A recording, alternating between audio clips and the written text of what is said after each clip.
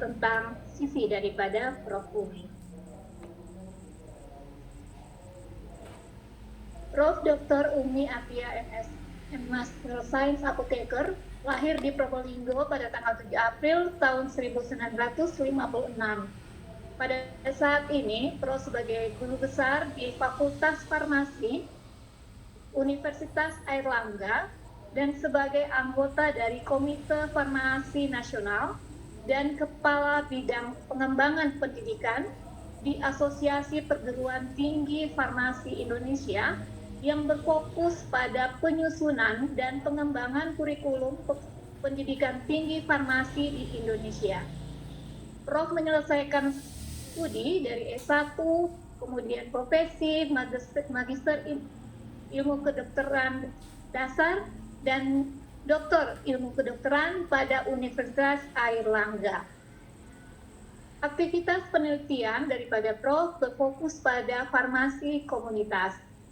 Prof sudah menyelesaikan publikasi dari jurnal dan beberapa buku. Dan untuk mempersingkat waktu, saya akan memberikan waktu kepada Prof. Umi untuk menyampaikan materi tentang tahapan dalam penyusunan kurikulum farmasi. Prof, disampaikan.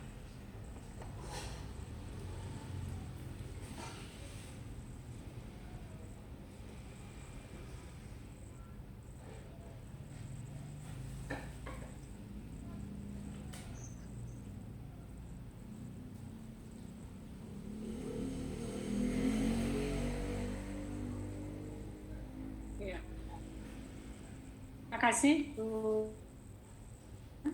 Saya mohon izin, sudah saya kirim PPT saya yang mohon dibukakan ya, Bu Pauli. Ibu mengirimkan ke Ini tadi saya sebagai host. Tidak co-host. Iya. Nama Mbak Hani, Bu Paulin, ada yang namanya Mbak Hani kah? Iya. Ini Prof dari APTFI. Mbak Hani yang akan running Iya. belum join ya, saya telepon dulu Mbak Hani ya. Sudah Prof? Oh, saya ya. Iya.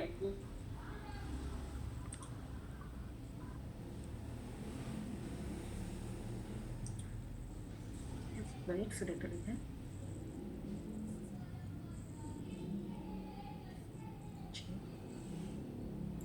Ya, apakah sudah terlihat? Iya, sudah ya. Terima kasih. Bismillahirrahmanirrahim. Assalamualaikum warahmatullahi wabarakatuh. Yang saya hormati Bapak Ibu guru besar, Bapak Ibu para dosen,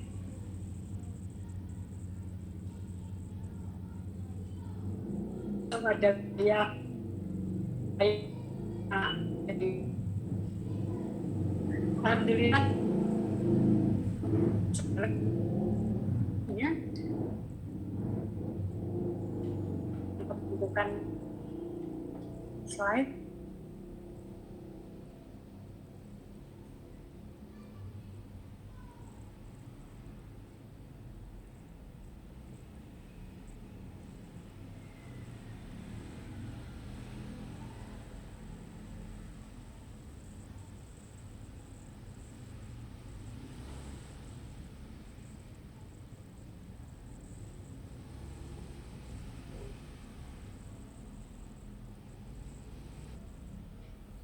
Ya. Ini kedengaran suaranya. Kayaknya saya kirim, saya takut tidak stabil, kiranya betul tidak stabil. Di off-kan aja videonya, Prof.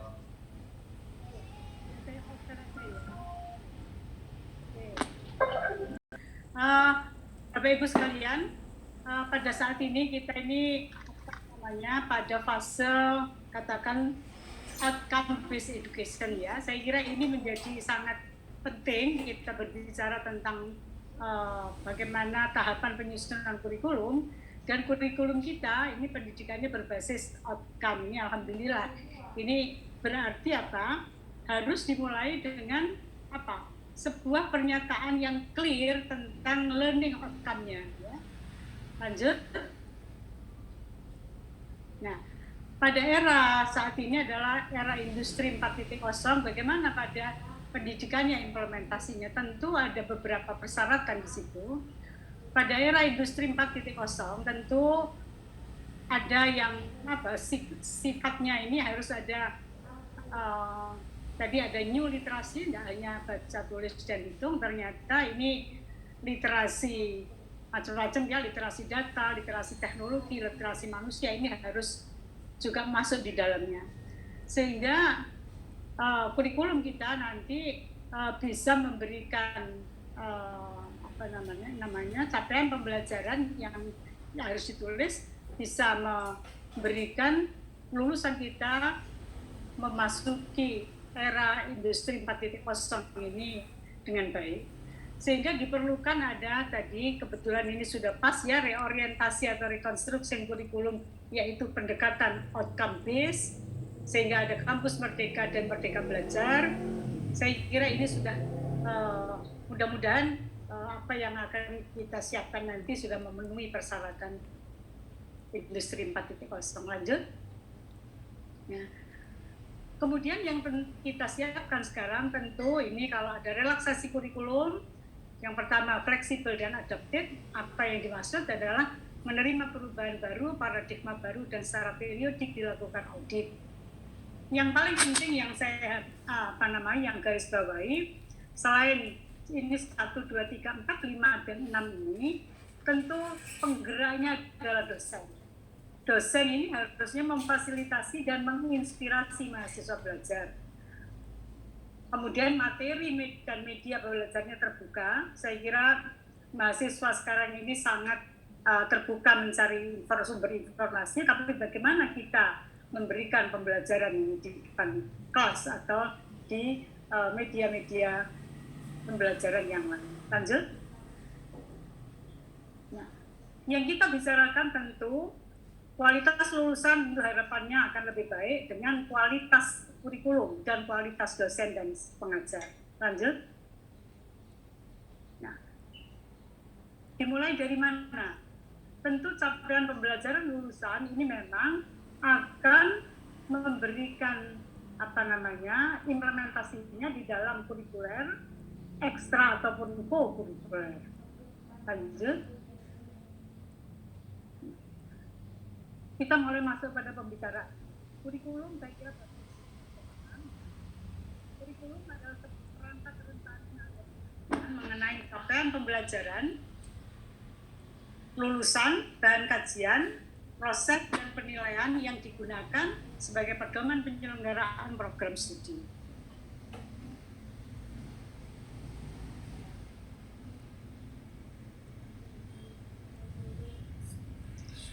Slide-nya, lanjut. Tahapan penyusunan kurikulum ada 3 tahapan. Yang pertama, perancangan kurikulum, yang di dalamnya termasuk perumusan CPL, penetapan bahan kajian, pembentukan mata kuliah, dan penyusunan mata kuliah dalam struktur kurikulum. Yang kedua, rancangan pembelajaran, perumusan CPMK, analisis pembelajaran, penyusunan RTS, dan proses pembelajaran. Yang terakhir adalah evaluasi program pembelajaran. Yang kita bicarakan di sini adalah, ya ini tahapan tentu 3-tiganya tidak akan selesai ya. Tapi secara sekilas saya akan berikan tahapan lanjut. Nah, mari kita lihat Bapak Ibu sekalian tahapan penyusunan kurikulum. Tahapan yang pertama ini adalah ada landasan desain kurikulum. Tentu ini ada visi misinya universitas, kemudian visi misi serta value dari masing-masing universitas yang diturunkan pada visi misi program studi. Kemudian ini dari asosiasi dan stakeholder, ini analisis kebutuhan yaitu market signal, Jadi ini memang harus bersamaan diberikan ya. Kemudian profil lulusan. Nah, profil lulusan ini adalah tugas dari tim pengembang kurikulum prodi. Kemudian harus hadir sebuah rumusan ya, capaian pembelajaran lulusan prodi. Ini keterlibatan semua dosen dan mengacu pada KKNI, SNDikti, serta perundangan yang lain ya. Kemudian setelah CPL tersusun, maka ini ada matriks ya. Matriksnya ini ada sikap pengetahuan, keterampilan umum dan keterampilan khusus ya. Kemudian ini bagaimana menurunkan CPL ini menjadi mata kuliah. Ini keterlibatan siapa? Tugas tim pengembang kurikulum prodi ya. Kemudian begitu berbicara dari CPL diturunkan pada mata kuliah, tentu ini ada body of knowledge dari konsorsium bidang ilmu peta keilmuan. APTFI sudah membuat CPL ini sehingga nanti Bapak Ibu tinggal menurunkan CPL ini kepada mata kuliah. Nah, ini mulai muncul keterlibatan dosen.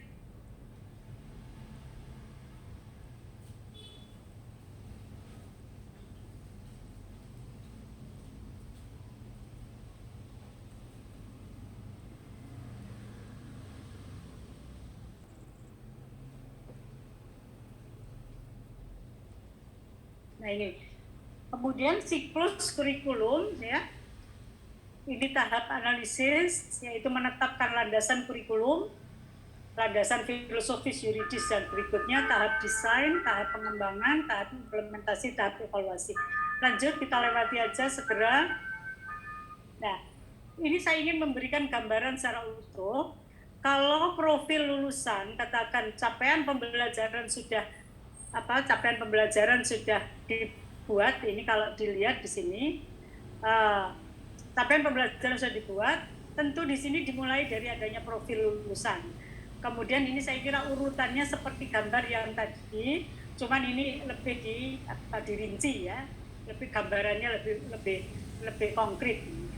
Lanjut supaya kita nyampe pada tahapannya. Lanjut Mbak Ani.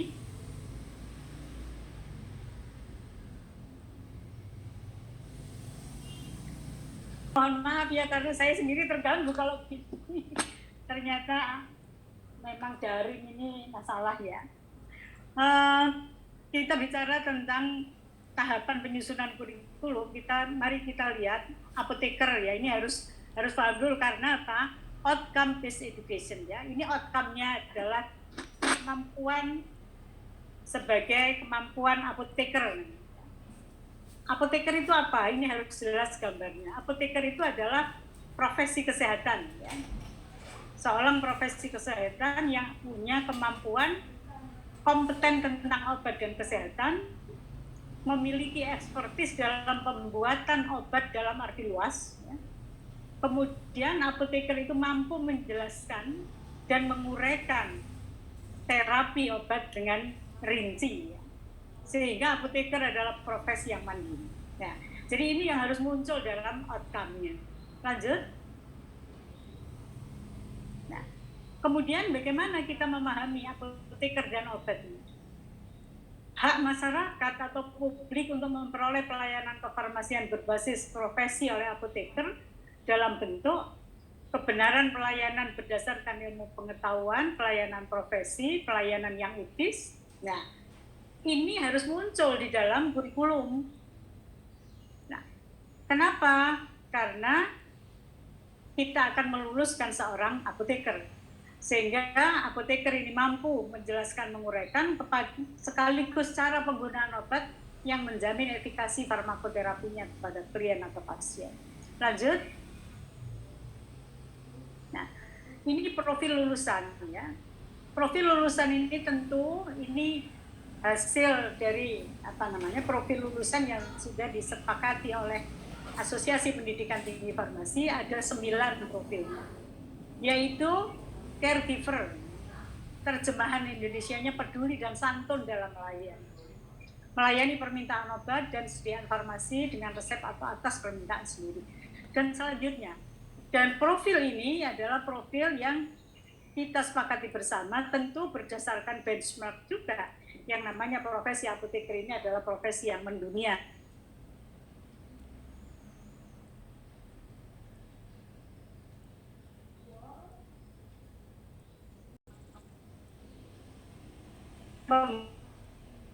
Lanjut.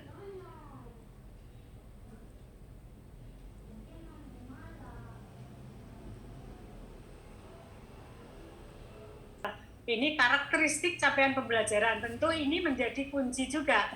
Pada saat kita menuliskan capaian pembelajaran, ini ada 10 persyaratan, yaitu harus clear and focus on ability, student ability. Yang kedua, bisa ditunjukkan, didemonstrasikan, mampu ditunjukkan oleh mahasiswa kemampuan ini. Dan yang ketiga ini mengandung unsur high order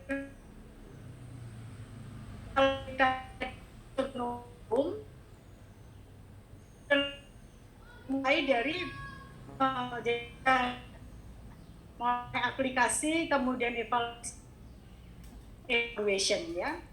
Kemudian ini blended ya antara knowledge, skill, dan attitude itu karena karakteristiknya seperti itu.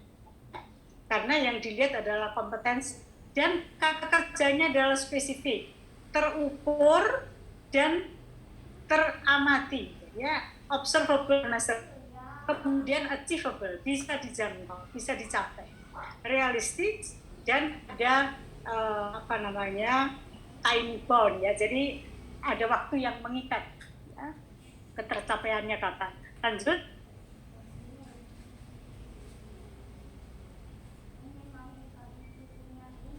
Nah, capaian pembelajaran lulusan ini yang kita bicarakan tentu kalau sikap dan keterampilan umum ini langsung saja dari SNDT ya, karena ini adalah sikap dan keterampilan umum dari lulusan sarjana di Indonesia.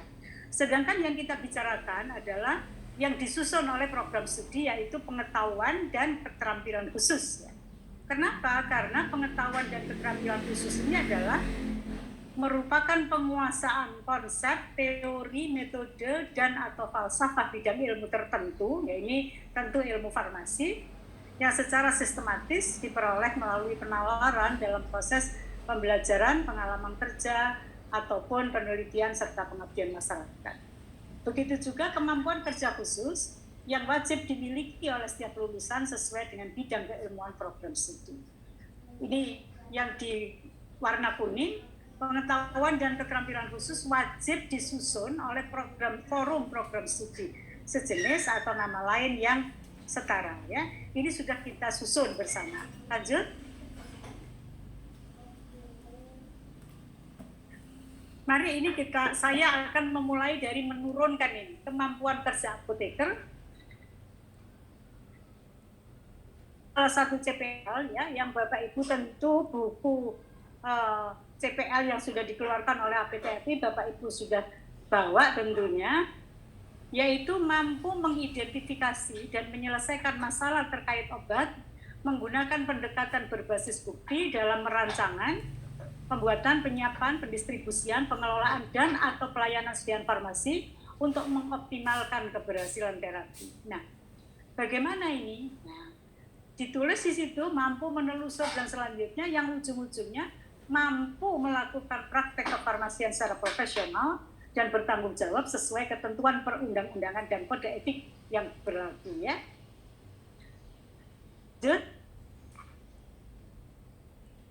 Dalam mata kuliah. Bagaimana menurunkannya? Mari kita lihat berikutnya, slide berikutnya. Nah, sebelum kita masuk pada menurunkan, kita harus paham betul nih. Saya berikan gambaran kenapa harus diturunkan ke mata kuliah dan ini harus paham. Kita harus mulai memahami bahwa lingkupnya ya, senyawa aktif farmasi ini merupakan awal mula. Jadi pada saat kita mampu membuat bentuk sediaan, membuat dosage form, berarti yang harus disampaikan adalah pharmaceutical aspek ya, sampai dengan farmakoterapi, yaitu obat pada drug target. Lanjut. Nah, jadi nanti apa yang harus masuk di dalamnya adalah, ini tadi gambarannya, ada kandungan kimia ya, senyawa aktif farmasi, kemudian ada aspek biological tentang apa? Interaksi antara bahan aktif dengan sistem biologik. Makanya di sini dalam dosage form itu ada 3 komponen, yaitu senyawa aktifnya, kemudian ada delivery sistemnya, yaitu ini penuh dengan ilmu farmaseutika di sini ya. Farmaseutika memahamkan ini bagaimana drug delivery system ini, kemudian sampai mencapai target bereaksi dengan reseptor yang menghasilkan efek sehingga tujuan terapinya tercapai. Jadi nanti yang harus masuk di dalam kurikulum ini adalah semua ini, ya. Lanjut. Nah, kemudian kalau dilihat dari perkembangan obat, jadi sekalian pada saat kita menurunkan CPL ke dalam, ya karena kebetulan CPL yang saya ambil contohnya adalah mampu melaksanakan praktek kefarmasian sesuai dengan undang-undang dan etik ya. Tentu kita harus paham proses development of drug. Tentu aktifan ingredient ditambah bahan tambahan ya. Kemudian ada ini bagaimana matriksnya disusun ya. Development of optimal dosage form, kemudian jadi dosage form ditambah packaging, maka ini menjadi finished product-nya. Jadi finished product atau finished drug ini harus betul-betul difahamkan bahwa bukan sekedar finished product sudah selesai, ini bagaimana delivery sistemnya, dan ini yang menjadi body of knowledge dari kurikulum farmasi. Lanjut. Nah, kemudian tadi digambarkan kalau farmaseutik ya, ini dosage form, ini kalau dari sisi, jadi ada 2 sisi mata uang ya, dalam satu mata uang ada sisi farmaseutik, di mana ini memang di dalamnya mengandung senyawa aktif, jumlahnya, target, delivery sistemnya, sampai dengan nantinya pada regimen dosisnya. Sedangkan ini pada farmakoterapi tentu yang tadi saya katakan ada intentional terapi ya, tepat pasien, tepat penyakit, tepat senyawa aktif, tepat dosis form, dan di sini minimal drug related problem atau drug therapy problem, maka di sini harus ada juga bagaimana rancangan asuhannya, yaitu memberikan informasi, memonitor dan evaluasinya. Ini akan tergambar pada kurikulum. Lanjut. Sehingga nanti yang diluluskan adalah apoteker yang mampu melakukan intervensi farmaseutik dan intervensi pharmaceuticals. Apa yang dimaksud intervensi farmaseutik? Yaitu intervensi physical chemical properties ya. Jadi bagaimana senyawa aktif farmasi itu tidak berubah mulai dari senyawa aktif sampai dengan dia berinteraksi dengan reseptor, tetap senyawa aktifnya punya karakteristik fisik kemisnya seperti itu. Kemudian pada saat berbicara farmakoterapi, maka disinilah ada pharmaceutical intervention ya. Tapi pada saat menjadi farmasis, dua-duanya yang harus dipahami. Inilah landasan dari praktek. Makanya fenomena tentang patient atau fenomena tentang klien dan disease-nya juga harus dipahami dengan baik ya. Lanjut.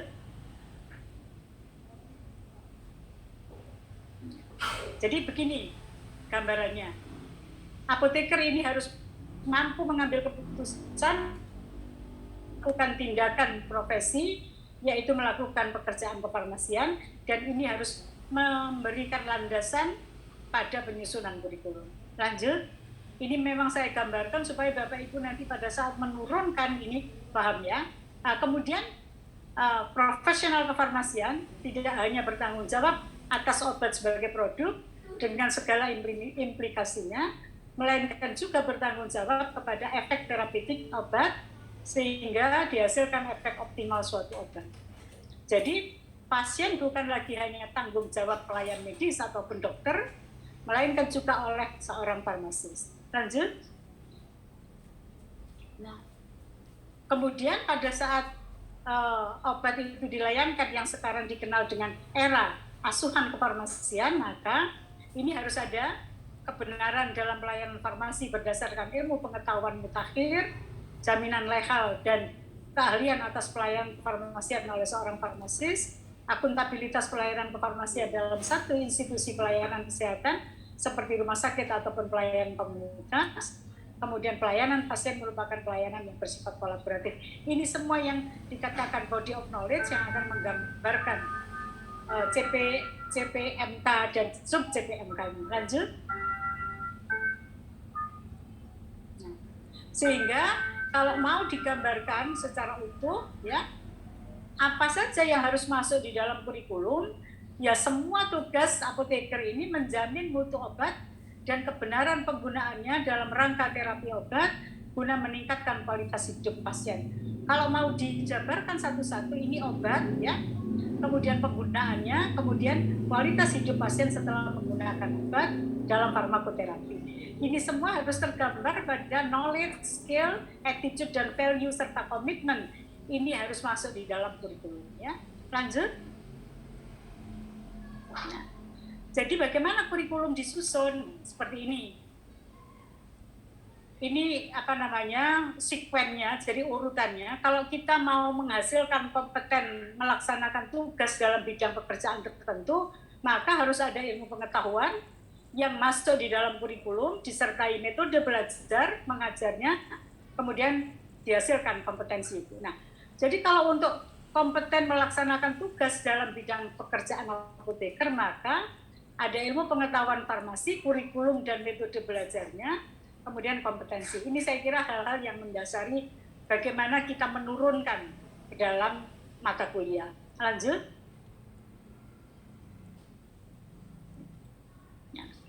Ya, saya kira ini apa namanya, global competency framework. Jadi nanti ada scientific knowledge dan management knowledge. Kemudian kalau scientific knowledge dengan patient focus, maka inilah pharmaceutical care yang dikatakan pelayanan klinik, ya, individu, sedangkan scientific knowledge dengan population focus ini pharmaceutical public health. Kemudian ada management knowledge, ya, yang dikaitkan dengan fokus pada sistem, maka ada organization dan management. Jadi ada manajemen farmasi, kemudian bagaimana mengorganize ini juga masuk di dalam ya, manajemen di industri, manajemen di apotek, manajemen di pelayanan yang lain atau di distribusi, ya. Kemudian bagaimana karakteristik profesionalnya pada saat dia melakukan praktek. Ini semua harus mendasari penyusunan kurikulum. Lanjut. Nah, mohon maaf ya, ini kok kurang ya, kemudian learning outcome-nya yang tadi, coba sih saya kok jadinya hilang ya beberapa. Lanjut sampai bawah coba. Ada 35 slide ini mestinya. Terus. Sebentar. Loh. Ini ada yang hilang, justru yang inti. Makanya dari Budia tadi 35 slide, coba. Yang kirimnya Prof. Umi ya, saya... ini kan sudah berakhir. Yang bagaimana menurunkan pelayanan tadi? Ini sudah 35. Lanjut. Iya betul, coba yang di atas, coba terus. Sebentar. Ini kok jadi hilang. Terus. Enggak, sebetulnya yang tadi mana-mana saja yang belum. Iya.